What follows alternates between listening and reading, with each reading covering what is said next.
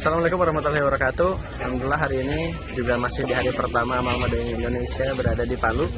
Dan bisa sahabat semua lihat di belakang saya adalah salah satu daerah Balaroa di Palu, yakni salah satu tempat yang memang terjadi musibah di kota Palu.